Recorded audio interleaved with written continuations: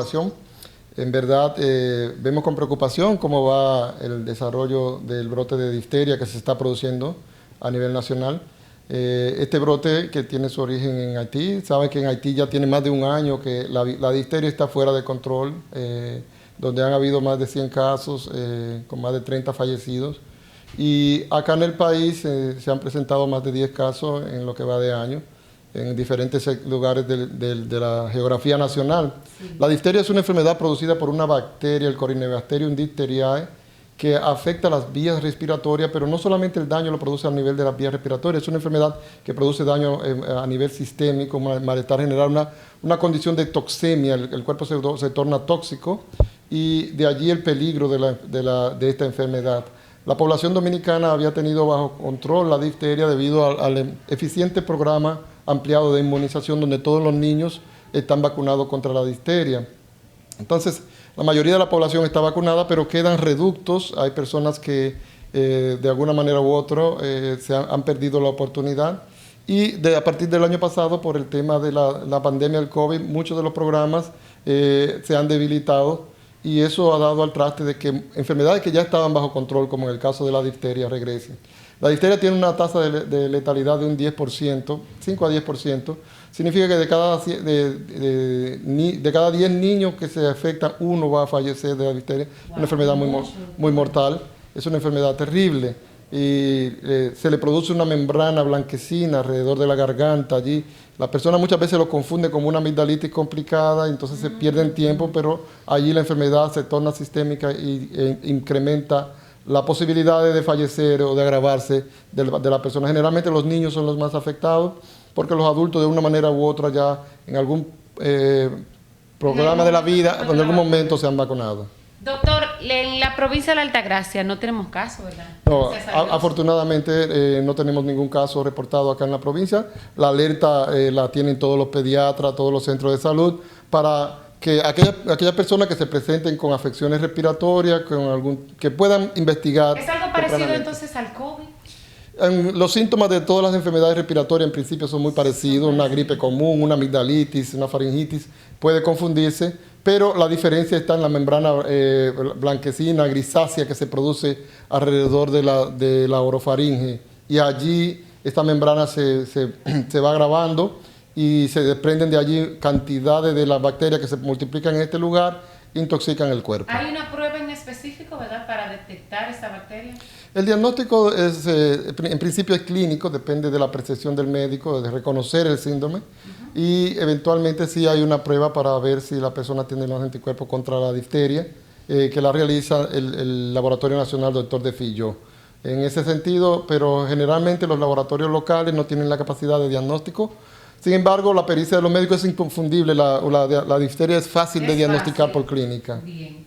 En otro orden, doctor, estamos en medio de la pandemia del COVID-19. ¿Cómo estamos en la provincia de la Altagracia? ¿Cómo andan las estadísticas? Sí, recordemos que lo más importante en el tema del COVID es que las personas no se compliquen, que no se desborde el sistema de salud.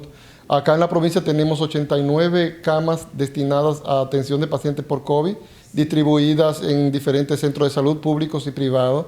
Y el día de hoy amanecieron 13 camas ocupadas. De la unidad de cuidado intensivo, que tenemos 17 camas de cuidados intensivos, o sea, amanecieron 7 con un solo paciente en ventilación.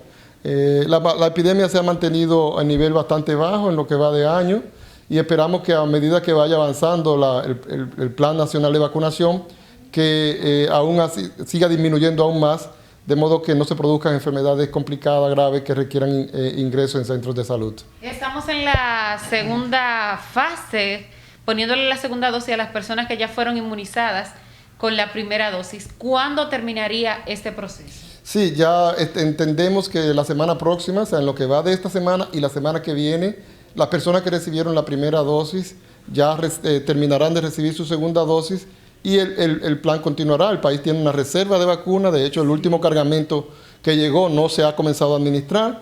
Están en la Reserva Nacional, que esperando el momento en que se termine completando la fase anterior. Ya la fase 1, que contemplaba el personal de los pacientes, que era 1A, el personal de salud de los lugares donde hay unidades de COVID, la 1B, que es todo el personal de salud, no importa de dónde esté, la 1C, que ya involucraba a adultos mayores de 68 años, y la 1D, que tiene que ver con los profesores y los militares, ha sido abordada. La etapa 1 del Plan Nacional de Vacunación ya ha sido abordada. Todas estas personas han recibido por lo menos una primera dosis y ya está en vía de recibir la segunda dosis.